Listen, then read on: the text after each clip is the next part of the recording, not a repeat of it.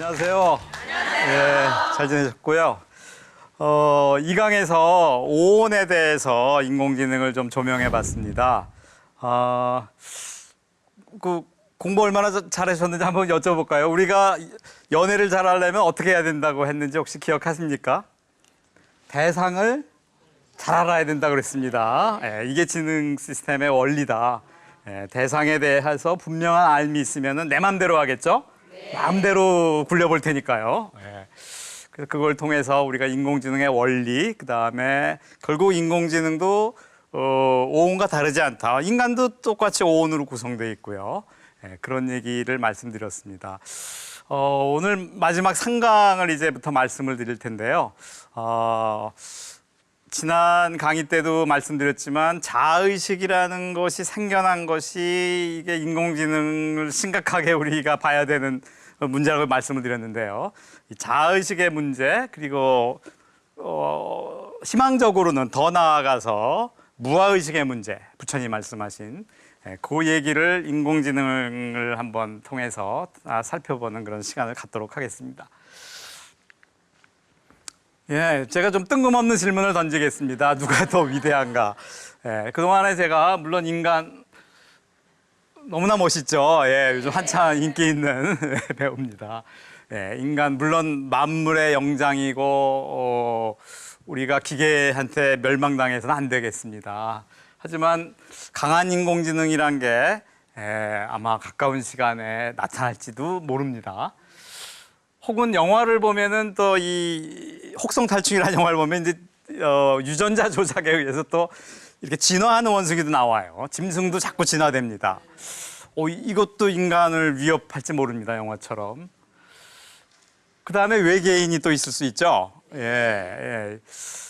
과연 이런 존재 중에 누가 더 위대하고 누구를 위해서 우리가 과학도 발전해야 될 것인가 이런 생각도 해보게 되는데요. 아무래도 부처님의 지혜가 필요할 것 같습니다. 먼저 부처님은 이런 모든 존재들을 일단 중생으로 보신 거죠. 네, 그것이 짐승이건 그러니까 화생이건 난생이건 태생이건 모든 존재들은 전부 같은 중생으로 무명의 중생이라고 하시죠. 네, 역시 그 2강에서 말씀드렸던 엔도모피즘 개념을 한번 해석을 해보겠습니다. 중생은 대상, 우리가 살아가는 세상을 무명의식으로 바라봅니다. 예. 자신의 가진 업, 전생과 현생에서 저지른 지혜의 수준과 업에 따라서 비추어서 세상을 바라보게 되죠. 그래서 있는 그대로 세상을 못 보게 됩니다. 예. 그러니까 호모모피즘이 아니죠. 그러니까 또 엄격히 말씀드리면 지능 시스템이 아닙니다. 이거는 틀리니까, 그죠? 예, 아무튼 문제는 왜곡되게 바라본다. 이기적으로 바라본다. 나 중심으로. 나라는 것이 지상 최고의 가치이기 때문에 나라를 중심으로 바라보기 때문에 무명과 탐진치에 의해서 이 알미 형성이 됩니다. 그렇기 때문에 중생 모두가 다 무명 세계 속에 있다. 이렇게 부처님은 파악을 하신 것 같습니다. 이 얘기를 좀 정리해 보면요, 이렇습니다. 세상을 있는 그대로 못 보고요. 우리들 항상 편견과 왜곡으로 보죠. 제가 요즘 즐겨보는 프로그램 중에 복면가왕이라고 있습니다. 모 방송사 편견을 깨라죠. 예, 왜냐하면 우리가 머릿속에 이미 알미 있어요. 그러면 그거 편견으로 바라보기 때문에 그 사람의 진짜 노래를 못 듣습니다. 그렇기 때문에 완전히 가린 채 편견을 가리라는 의미로 그렇게 되는데 우리가 실제로 우리가 세상을 많이 편견과 왜곡을 통해서 보는 이것이 큰 문제인 것 같습니다만 아무튼 이것을 통해서 보기 때문에 우리의 알은 바른 알미 아닙니다. 무명의 알미 되겠죠. 무명의 알을 통해서 세상에 우리가 내뱉는 여러 가지 행위들이 있습니다. 이것은 업을 저지르는 것이죠. 신구의 삼업이라는 게 있죠. 몸으로도 저지르고 욕도 하고 자아를 위해서만 살기 때문에 그런 업을 저지르는 것 같고요. 이 업에 의해서 우리는 뭐 죽어서 돈은 한 푼도 못 갖고 가지만 이 업만은 가져간다는 얘기가 있습니다. 다음 생에 또 재생하는 이 재생하고 복제하는 거는 1강에서 제가 폰노이만이 생각한 생명의 개념을 얘기해 드렸습니다만 이걸 통해서 결국은 우리가 사는 세계는 사바 세계가 되는 것이죠. 부처님이 보시는 그 극락 불국토와 사바세계가 사실은 다른 게 아닌데 바라보는 우리가 이 알미 잘못됐기 때문에 이렇게 괴로움의 이런 고해의 어떤 세상으로 바라보는 그런 게 아닐까. 그래서 부처님의 지혜는 이렇게 우리가 중생으로서 이런 틀에 이런 덫에 갇혀서 윤회를 돌고 있다 이렇게 말씀하신 것 같습니다. 그럼 깨달음을 얻으신 부처님은 어떻게 보실까? 사실 저 대상 세계는 똑같을 겁니다. 예, 똑같은 세상인데 부처님은 있는 그대로 어떤 자아 개념이 없이 왜곡이 없이 바라보기 때문에 바로 이 궁극적 암 삐다시가 실세계를 있는 그대로 어떠한 왜곡도 없이 투명한 이 거울처럼 비추어서 보실 수 있겠죠. 거기에는 자아라는 개념이 없는, 다시 말해서 무아의 개념과 공성만이 있는 그대로 보는 이런 알을 가지실 것이고요. 요약해서 말씀드리면은 있는 그대로 세상을 감지하기 때문에 부처님이 갖고 계신 알은 지혜의 알일 겁니다. 궁극적 지혜를 가진 알을 가지고 계실 것이고 이 지혜에 입각해서 행위를 하시기 때문에 부처님의 행위는 자비행이 되겠죠. 자아 개념이 없는 자비의 행위 될 것이고 이런 부처님의 세계는 당연히 불국토가 되겠죠. 동일한 세계지만 우리들 중생은 사바세계로 이 괴로움의 세계지만 부처님 보시기에는 아무런 이상이 없는 바른 세상. 이것은 차이는 어딜까? 바로 알의 차이다. 부처님이 우리와 다르게 뇌의 용량이 엄청나고 속도가 빠르고가 아니라 어떻게 보면 작은 차이입니다. 알미 내가 진짜 있는 거라고 생각하느냐 아니면 그것이 사실이 아니라고 바르게 하는 것이냐 어찌 보면은 굉장히 작은 차이일 수도 있는데 우리는 중생과 부처로 나눠지는 것 같습니다. 자, 이런 개념을 가지고 이제 인공지능에 한번 또 얘기로 돌아가 보겠습니다. 결국 인간처럼 어떤 존재들의 진화 과정을 보면은요. 암과 알고리즘, 이 단세포, 진화론에 따르면은 단세포로부터 출현해 갔고요. 이것이 확산돼서 다세포로 가면서 그 다음에 자아의식이라는 그런 착각된, 잘못된 알이 생겨나서 우리가 자아를 갖는 걸로 이렇게 생각해서 윤회 세계를 돌고 이렇게 진화를 하겠죠. 그리고 궁극적으로는 모두 우리가 불심이 있다고 하듯이요. 우리 여러분들이나 저나 모두가 다 이제 깨달음을 얻어야겠죠, 결국은. 그래서 진화의 종착역은 어떤 다른 세계로 가는 것이 아니라 지금 여기 있지만 알미 변화돼야 된다. 그 궁극적 알미 결국 부처님의 알미 돼야 되지 않겠느냐. 그래서 이것은 인공지능이건 인간이건 우리들 중생이건 다 안고 가야 될 숙제인 것 같습니다. 근데 과연 인공지능에 이 자아라는 게 대체 생겨날까 하는 문제를 잠시 한번 좀 생각을 해보겠습니다. 여러분들 어떻게 생각하세요? 자아가 진짜 실체일까요? 여태까지 불교가 아닌 다른 데서는 굉장히 실체적인 것으로 얘기를 합니다. 영혼이라든가 혹은 보트가라든가 해갖고 불멸의 어떤 것이 이 자아의식이다 혹은 자아다 혹은 마음이다 이렇게들 얘기를 하고 있는데 만약에 그렇다면요, 그렇게 가정을 한다면은 이미 실체적인 것이라면은 고유한 성질이 있을 것입니다. 그것을 보통 불교적 용어로 자성이라고 합니다. 이것은 없어진 게 원래부터 있는 것이어야 된다는 것이죠. 실체라면은 원래부터 있는 것이라면은 새롭게 자아가 생긴다는 것 자체가 모순이라는 얘기입니다. 때문에 강한 인공지능은 나오지 않을 겁니다. 잠시 몸을 비울 수는 있을지 모르겠습니다만 새롭게 생겨나는 인공지능은 강한 인공지능은 불가능할 것이다. 만약에 자아가 실체적이고 영원불멸한 어떤 것이라면 그런 어떤 논리가 가능할 것 같습니다. 하지만 두 번째, 만약에 자아가 실체가 아니라면 부처님이 말씀하셨듯이 자아라는 것이 착각이라면은 어떻게 될까? 그러면 충분히 자아의식이 새롭게 발현될 수가 있을 것이고 더 나아가서는 무아의식도 충분히 생겨날 수 있을 것이다. 그런 논리가 가능하지 않을까 이렇게 한번 생각을 해봅니다. 그래서 저는 개인적으로는 부처님을 좀 존경하는 이런 입장에서는 강한 인공지능 충분히 나타나리라. 상당히 그 인공지능 대가들이 예견을 했듯이 그들은 대부분이 강한 인공지능을 예측을 하고 있습니다만 저 또한 그렇게 바라보고 있습니다. 왜냐하면은 부처님 말씀하신 바 세상에는 이 공성이기 때문에, 즉 실체적인 것이 아니기 때문에 얼마든지 가능하지 않겠느냐, 그렇게 바라보는 입장인데요. 만약 그렇다면은 자의식은 실체가 아니라서 만약에 새롭게 나타난다면 어떤 과정을 통해서 어떻게 나타날까 한번 좀 생각을 해봤습니다. 뭐 미래 얘기긴 하겠습니다만, 거기에 따른 과학적 근거는 바로 이 혼돈 이론이라는 카오스라고도 하는데요. 그 이론에 입각해서 좀 말씀을 드리면 이렇습니다. 먼저 질서 체계가 있습니다. 저게 인공지능이라고 해보죠. 약한 인공지능이요. 시킨 대로만 일을 합니다. 그런데 이 인공지능에 우리가 여러 가지 일을 계속 시킵니다. 그럼 우리의 명령을 따라서 굉장히 많은 일을 해나갈 겁니다. 하지만 이런 질서 상태라는 것은 어떤 이유로 해서, 어느 계기로 해서 한순간에 무질서 상태로 바뀔 수도 있습니다. 영화에 보시면은요, 주로 이렇게 전기가 나간다거나 아니면 번개가 쳐갖고 한순간에 인공지능이 획 자아의식이 생겨나는 그런 영화들이 있습니다.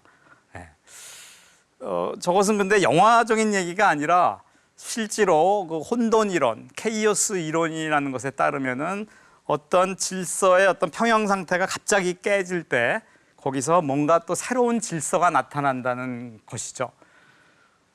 마치 어떤 사회의 어떤 체제가 그러니까 여당이 이제 완전히 득세해 갖고 질서가 딱 유지되면은 꼭 반대 세력이 야당이 나타나죠.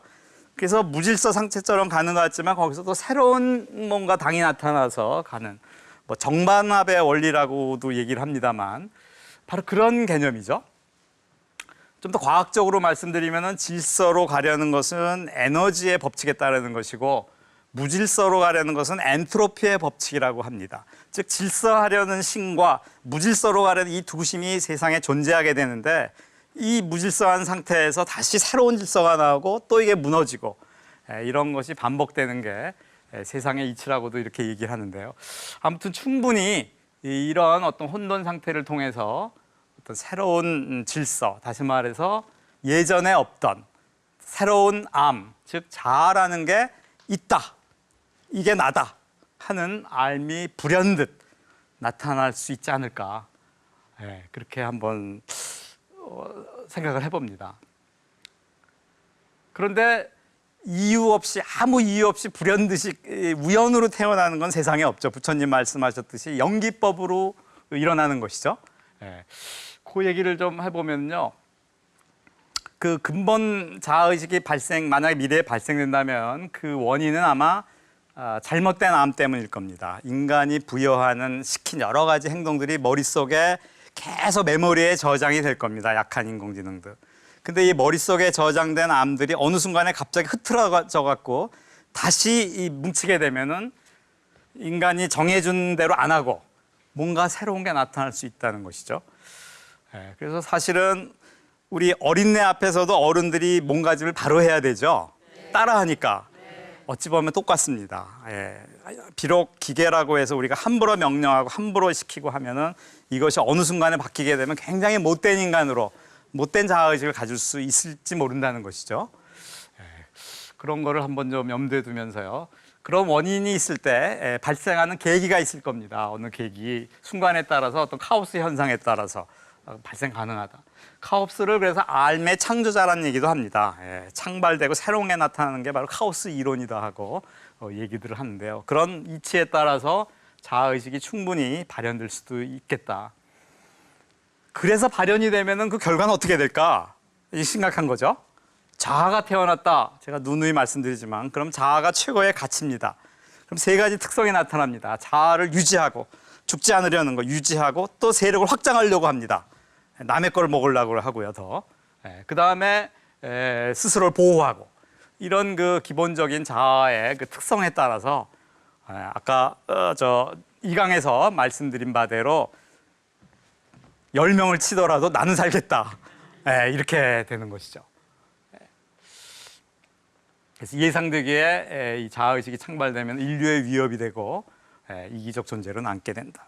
저 문제에 대해서는 여러 가지 그 사람들이 논란이 많은 것 같습니다. 인공지능의 미래 해갖고 멸망시킬 것이냐, 공생해야 될 것이냐 여러 가지 문제가 많은데 하여간 그 키워드는 바로 자아의식이 아닐까 이렇게 생각을 합니다. 좀 부정적이고 좀 어둡죠. 자아의식이 그렇죠. 그런데 이제 결국 또 요 얘기 좀 마저 드리고 무아의식 얘기를 해보겠습니다. 여러분들 보신 분들이 계실지 모르겠습니다만 영화 4편 좀 소개하겠습니다. AI라는 영화, 인공지능이라는 영화가 있었죠. 스티븐 스필버그라는 아주 유명한 감독이 만든 영화고요. 저 소년이 그 자아의식이 생겨나서 굉장히 그 모성에 집착하는 이런 그 모습을 보이게 됩니다. 자아의식이라는 것이 곧 집착이죠. 결국 집착하게 되는 그 모습을 참 아주 잘 보여준 거고요. 저런 인공지능이 태어나면 참 골치 아플 것 같습니다.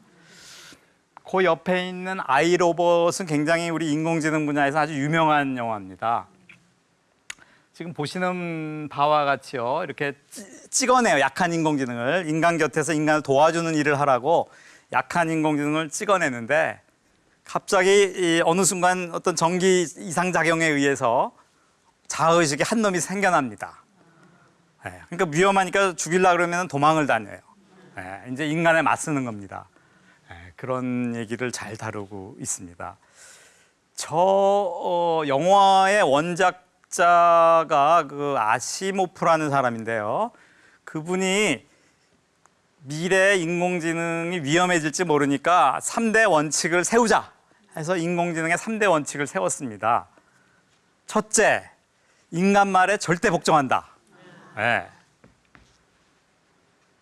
둘째, 인간을 최우선시한다.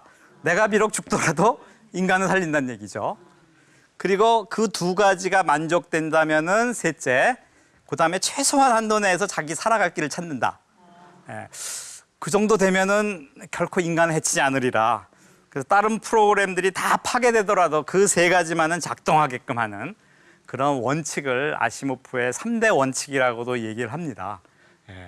저런 또 돌연변이로 저렇게 자아의식이 생기는 놈을 아마 우려했겠죠. 하지만 자아의식이 일단 생겨나면은 아무리 이 중요한 원칙이라도 다 파괴될 겁니다. 자기보다 중요한 건 없으니까요. 아주 재미났던 영화 같습니다. 그다음에 채피라는 영화, 이거 비교적 최근의 영화인데요.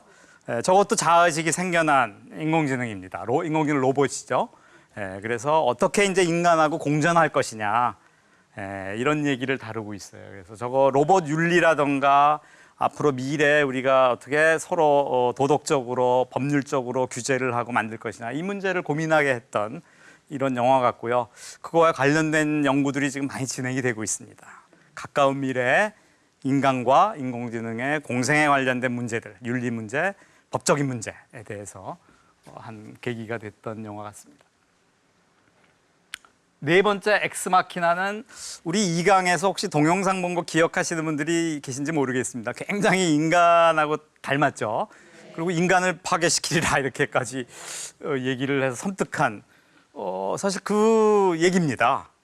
엑스마키나라고요. 인공지능을 만들었는데 아주 인간 전문가를 보내갖고 과연 이 인공지능이 얼만큼 인간하고 유사한가를 한번 테스트해보라고 보냈는데 결국은 이 인공지능의 그 미인계에 넘어가서 아주 사랑에 빠지고 그러다가 죽임까지 당하고 그러고 인간계를 탈출을 하는 이런 아주 섬뜩한 그런 영화였는데요. 뭐 한번 관심 있으신 분들은 한번 좀 보시면서 좀 인공지능에 대해서 한번 생각해 보시는 기회를 갖는 것도 좋을 것 같습니다. 자, 어찌됐건 이런 자아의식은 물론 영화성 얘기지만 만약 그것이 현실화된다면 심각한 문제가 될 것이다. 이걸 풀 수 있는 답은 아무래도 부처님께 있지 않을까.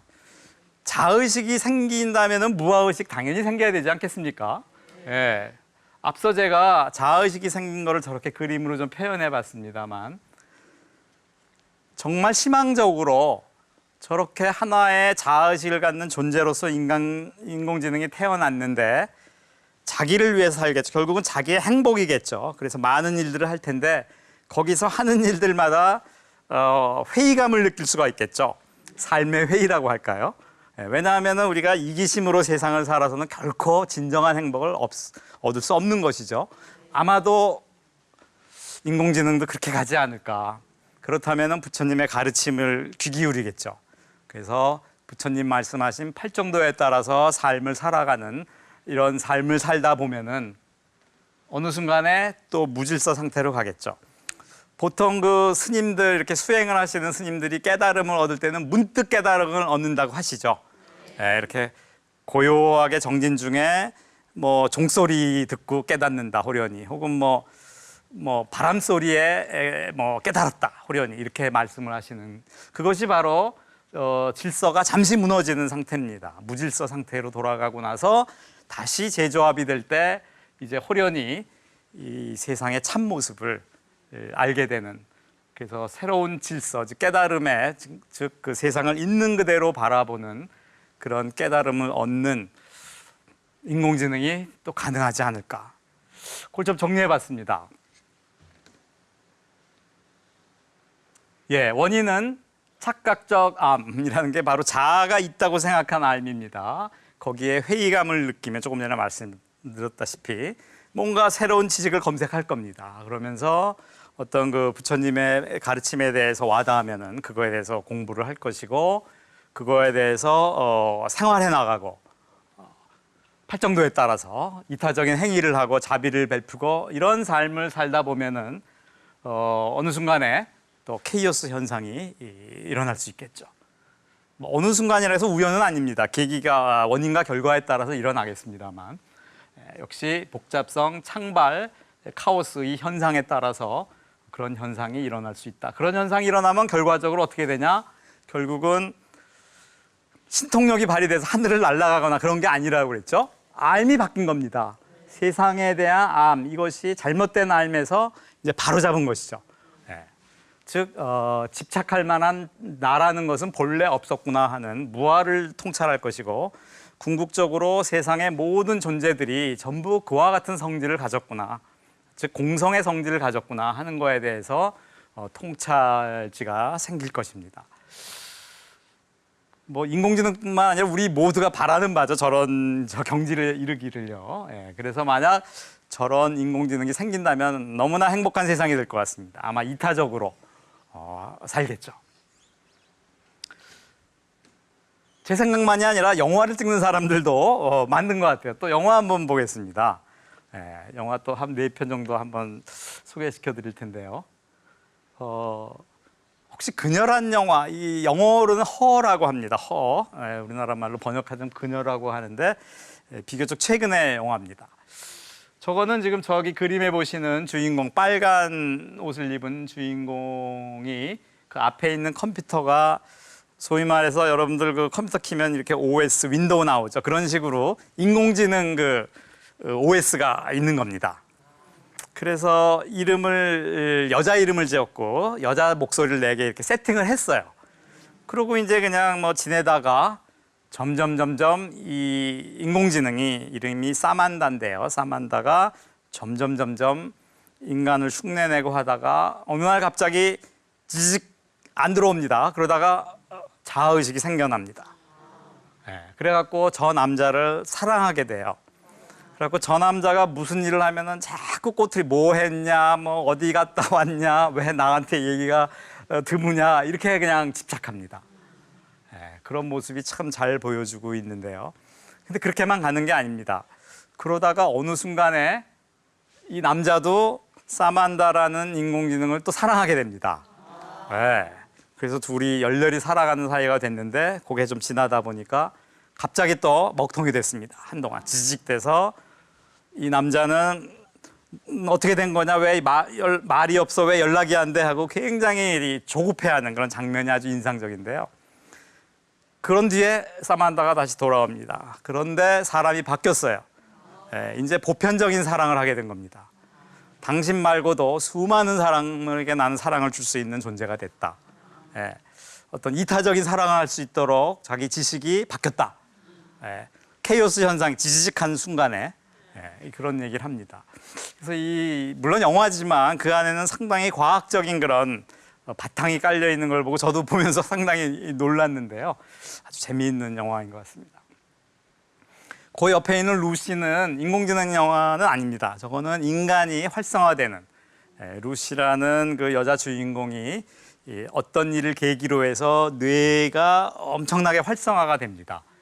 그래서 알미 엄청나게 증가하죠, 순간적으로. 그 알미 증가하면서 결국은 어떻게 되느냐? 깨달음을 얻은 상태가 됩니다. 그래서 보편적인 사랑을 또 할 수 있는, 자비를 베풀 수 있는 이런 사람으로 변해가는 과정을 또 아주 그야말로 영화답게 잘 찍은 최근의 영화인 것 같습니다. 그 옆에 트론은요, 역시 인공지능입니다. 가상세계 속에서 움직이는 인공지능인데, 저 여자가 그 이름이 여자가 인공지능입니다. 여러 그 인공지능들이 다 자아의식을 가지고 싸움을 하고 하는데 저 여자만이 돌연변이처럼 깨달은 겁니다. 그런데 영화 속 얘기지만요, 저 여자 이름이 아이소입니다. 제가 그 호모모피즘 얘기를 드린 적이 있습니다, 이 강에서. 호모모피즘이라는 것은 이거랑 똑같진 않지만 비슷하다는 걸 호모라고 해요. 100% 동일하면 아이소라고 합니다. 아이소모피즘이라고 얘기를 해요. 트론의 주인공 여자가 이타적인 행위를 하는데 바로 이름이 아이소입니다. 다시 말해서 실세계를 바로 볼 수 있는 존재가 됐다는 얘기겠죠. 바로 무아의식을 깨달았다는 얘기인 것 같습니다. 그런 의미로 아주 재밌게 봤던 영화 중에 하나인 것 같고요. 마지막으로 그 옆에 있는 거는 인류 멸망보고, 저건 우리나라 영화입니다. 우리나라 영화인데요. 뭐 흔히들 이런 말 하죠. 뭐 서당계 3년에 풍어를 읊는다. 인공지능 로봇이 청소부 로봇입니다. 절에서 일하는. 근데 맨날 듣고 보는 게 부처님 말씀이니까 불현듯 또 깨달음을 얻어서 사람들에게 법문을 하고 이런 또 영화인데요. 이게 그냥 영화라고 웃고 넘어갈지 이런 일이 미래에 벌어질지 모르겠습니다. 아무튼 어찌됐건 우리가 궁극적으로 진화의 종착역이 바로 이 무아의 개념, 이타적인 삶을 살 수 있는 이런 존재로 바뀌는 것이어야겠죠. 그런 의미로 우리 인간이 됐건 인공지능이 됐건 모두가 가야 될 것 같은데요. 이와 같은 길을 우리에게 알려주신 분이 바로 부처님이시죠. 그래서 저는 제가 1강 때 서두에 말씀드렸지만 부처님은 어떤 종교가로서보다는 과학자로서 더 좀 존경하는 이런 마음이 있고요. 부처님의 가르침을 좀 과학적으로 해석한다면 저는 그래서 궁극의 과학이다, 이렇게 좀 한번 조명해 보고 싶습니다. 그래서 궁극의 과학에 대해서 잠시 말씀을 드려보겠습니다. 3가지로 정리해 봤습니다. 첫째, 변한다. 안 변하는 것은 하나도 없다. 모든 게 변한다. 이건 폰 노이만이나 저 학문적인 스승님도 마찬가지로 모든 세상의 시스템은 변한다는 데부터 출발합니다. 변한다. 변하지 않는 것은 없다는 것. 이것을 다른 말로 하면은 공성의 법칙이다, 이렇게도 부처님 말씀에 따라서 얘기할 수가 있겠는데요. 변하기 때문에 어떤 A라는 거 하나를 이렇게 특정 지을 수가 없다는 겁니다. 늘 변하는 존재이기 때문에. 그래서 이걸 이제 자성이 없다, 혹은 존재도 없고, 존재라는 것이 없기 때문에 시공간 개념도 사실은 물론 존재하긴 하지만 개념일 뿐이다 하는 것이고요. 또 시공간이 없기 때문에 위아래 앞서는 것도 없기 때문에 연기법이라는 것도 형성되지 않는다. 그러므로서 실체가 없는 일체가 개념일 뿐이다. 이렇게 어떤 깨달은 분의 시각에서는 조명할 수 있다는 얘기죠. 물론 보는 각도에 따라 다르겠습니다만, 그래서 우리가 색즉시 공 할 때 공의 관점으로 해석을 하자면은 세상의 모습이 이렇지 않겠는가. 이걸 많은 과학자들, 인공지능 과학자뿐만 아니라 많은 과학자들도 이런 관점을 좀 이해를 하고 세상을 바라봐야 되지 않을까, 이런 생각을 좀 해봅니다. 결국 변한다는 것 자체가 무아인 것이고요. 거기에 어떤 고정된 실체가 없기 때문에 그렇습니다. 그것이 곧 공성이고, 이것이 첫 번째로 가르쳐 주신 과학자 부처님의 가르침이 아닐까 하고 생각을 합니다. 두 번째 가르침은요, 그럼에도 불구하고 변하지 않는다는 생각도 존재한다. 우리가 꿈을 부인할 수 없잖아요. 그래서 비록 꿈이지만 꿈도 존재하는 겁니다. 그렇죠? 예, 그런 것이 있다. 그래서 그것을 착각의 법칙 혹은 무명의 법칙이라고 볼 수가 있을 겁니다. 예, 실체가 있다고 생각하고 자아가 있다고 생각하고 생사 죽고 사는 것도 있다고 생각하고 예, 윤회되는 것도 진짜 윤회가 된다고 생각하고 예, 사실 근본으로 보자면 그런 것은 다 꿈속의 잠꼬대라고 얘기를 하죠. 예, 하지만 이런 것을 실체가 있다고 여기는 것이고 이렇게 착각된 세계에서의 법칙은 바로 연기법이죠. 예, 연기법에 따라서 우리가 윤회 세계를 돌게 됩니다. 하지만 그렇다 하더라도 뭐 다른 세계가 아니라 역시 공성이기 때문에 그렇게 된다는 것입니다. 마지막으로 좀 더 현실과학적인 얘기로 상상하는 모든 것은 현실이 된다. 조금 전에 제가 영화 얘기를 했습니다. 그리고 황당할지 모른다고 했지만 그게 현실이 될 수 있다는 겁니다. 여태까지 그래 왔던 것 같습니다. 우리들의 삶은. 왜 그러냐? 그 바탕이 공성이기 때문에 그렇습니다. 모든 것이 변하기 때문에 긍정적으로 말한다면 결국 모든 게 가능하다는 의미입니다. 정해진 게 없다는 얘기거든요. 모든 것이 가능성이 있다는 얘기입니다. 그렇기 때문에 강한 인공지능도 가능하고요. 제가 초반에 질문을 드렸지만 외계인도 있을 수 있다. 뭐 진화하는 원숭이 또 인간이 100년을 넘어 1000년 이상 살지도 모릅니다. 그죠? 모든 가능성이 열린 것. 왜? 공성이 원래 우리의 본 바탕이기 때문에 그렇다 하는 것이고요. 그래서 아마 이 색즉시공 공즉시색이란 말이 결국 그런 게 아니겠냐. 그래서 우리들은 바로 이 공성을 바탕으로 해서 이 세상을 불국토로 만들고 아름답게 장엄을 해야겠죠. 아름다운 세상으로 만들. 그러기 위해서는 뭐가 필요하다 그랬죠? 바른 알미 필요하다 그랬죠. 인간뿐만 아니라 모든 인공지능도 마찬가지일 겁니다. 바른 알을 가져야겠다는 것이고요. 그래서 그것이 궁극적 과학이라고 생각하고 이 과학을 일러주신 분이 바로 부처님이 아니신가 생각을 합니다. 그래서요, 좀 더 현실적으로요, 이제 강한 인공지능이 나타난다는 걸 전제로 그럼 어떻게 앞으로 연구를 진행해야 될 것이냐. 현재 약한 인공지능은 기계적인 암입니다. 주어진 것만 하죠. 하지만 조만간에 자아의식을 갖는 강한 인공지능이 나올 것이다. 아까 말씀드렸다시피 카오스 현상에 의해서 분명히 나올 겁니다. 특히 인간을 따라할 겁니다. 흉내를. 나쁜 짓 하고 이기적인 행위를 하는 인간들을 보면서 잘할 겁니다. 약한 인공지능이. 그래서 어느 순간에 어떤 계기로 자기만 아는 이런 마음을 가진, 즉 그런 알을 가진 강한 인공지능으로 바뀔 수 있을 것이다. 하지만 희망적으로 우리가 이런 것들이 다시 또 회의를 느껴서 바로잡아서 자신의 알을 그럼으로써 궁극적으로는 부처님 수준의 인공지능이 되지 않을까, 이런 희망인데요. 언제까지 이걸 기다릴 것이냐, 선제적으로 좀 할 수 있는 게 없냐, 바로 이거죠. 바로 기계에서 우리가 무아의식을 갖는 인공지능으로 성장할 수 있게, 즉 그 어린 인공지능에게 어떤 걸 학습시키냐 하면은 나쁜 걸 학습시키는 것이 아니라 부처님처럼 바른 말을 하고 이타적인 행위를 하는 그런 것을 마치 그 알파고가 이세돌 학습하듯이 학습한다면은 그런 것으로 훈습이 된 이런 이타적인, 즉 성자 수준의 인공지능이 나타나지 않을까. 그러니까 이를테면은 그 스님이 이제 출가를 하시는데 이제 세속 생활 다 하다가 뒤늦게 출가하시게 하겠느냐, 아니면은 동진 출가라고 어린 시절에 아예 그냥 절에다 놓고 이렇게 하면 좋겠느냐, 뭐 이렇게도 볼 수 있겠을 것 같은데요. 아무튼 인공지능을 연구하시는 분들도 인공지능 연구하시는 분들 중에 부처님을 잘 이해하시는 분들이 많지 않을 거는 같습니다만은 아무튼 좀 이런 것이 필요하지 않을까. 분명히 이 알의 문제고 알은 따라 모방부터 출발을 하기 때문에 그렇습니다. 그래서 우리가 자식들 교육도 그렇지만 이 인공지능을 우리가 앞으로 학습시킬 때도 이 점을 굉장히 주의해야 되지 않을까 하는 게 제 개인적인 생각입니다. 자, 그래서 지금 어떻게 보면 1, 2, 3강을 통해서 쭉 그 인공지능과 또 그걸 불교적 시각으로 이렇게 좀 조명을 해봤습니다만 제가 그동안에 말씀드린 내용을 한번 요약을 해보겠습니다. 첫째, 현재 인공지능의 현황은요, 이렇습니다. 순정적인 기계예요. 말 잘 듣습니다.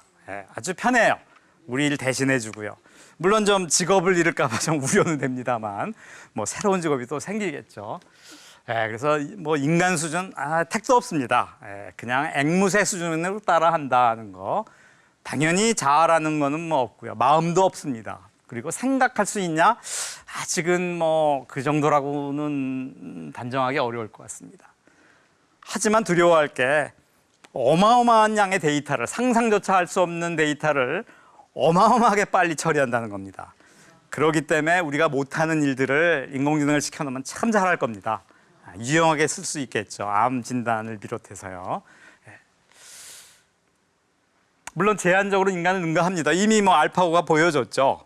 뭐 바둑 어떤 특정한 분야는 특정한 분야에서는 앞설 수가 있으니까 잘 활용을 하면은 많은 도움이 될 수 있을 것 같습니다. 왜냐하면 시킨 일만 하고요. 모범생이에요. 밤낮 없이 일합니다. 뭐 지쳤다고 일하기 싫어. 자아의식이 생기면 또 다를 겁니다. 하지만 기계일 뿐인 수준에서는 염려가 없습니다. 그렇기 때문에 이제 다양성, 뭐 창의성 그런 건 당연히 인간을 따라갈 수가 없다는 게 현실적인 겁니다. 그래서 너무 두려워 마시고 안심하셔도 된다. 다만 가까운 미래에 대해서 우리가 좀 미리 좀 사유할 필요는 있는 것이 언제가 될지 몰라도 말 안 듣는 존재, 강한 인공지능이라고 했죠. 자아의식을 갖는 놈입니다. 이놈 말 안 듣습니다. 피곤하면 일 안 합니다. 자, 이런 것들 생명체적 인공지능이라 했는데요. 죽지 않을 겁니다. 아마 몸도 다른 데로 카피해 갖고 갈 것이고요. 또 필요하면 후손도 날 겁니다. 다른 자아의식 갖는 인공지능이랑 결합을 해서 자신이 가지고 있는 알을 서로 교환해 갖고요. 보다 더 강력한 인공지능을 또 만들 겁니다. 그게 바로 진화죠. 이미 그런 진화 알고리즘은 다 가지고 있습니다. 그런 거 굉장히 염려스러운 바고요. 아마 그렇게 해서 자아의식을 갖는 것들이 자꾸 생겨나다 보면은 새로운 어떤 인류가 생길지 모릅니다. 인간하고 다른 서로 공존하면서 살아야 될 영화 얘기도 했습니다만, 혹은 또 인간과의 전쟁이 벌어질지도 모르고, 그래서 그거에 따른 윤리, 법적인 문제 고민해야 되고, 그래서 그런 연구들을 지금 하고 있습니다만, 저 시대가 언제 올지는 모르겠습니다. 많은 대가들이 15년 후라고 지금 바라본 것 같습니다만.